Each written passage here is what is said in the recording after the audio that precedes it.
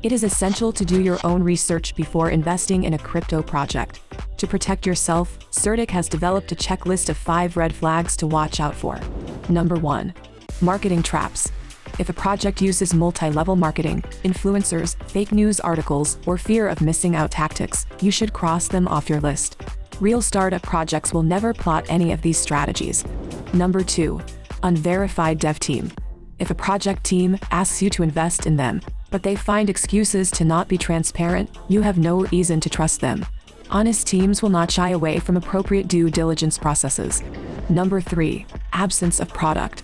If you cannot understand what the product is, this likely means it is non-existent or fake. Number 4. Coding issues. Legit developers routinely audit their smart contracts. You should always check the result of these audits on CertiK's security leaderboard, and be wary if the project is not listed. Number 5. Geographical Havens. Developers with fraudulent intentions that are located in countries with a less developed regulatory system will use this to their advantage to steal your funds. CertiK's security audits and KYC verifications are publicly available so that you can confidently build your own personal crypto watch list. Remember, if you have the slightest doubt, consider it a red flag. To learn more, visit certik.com/resources.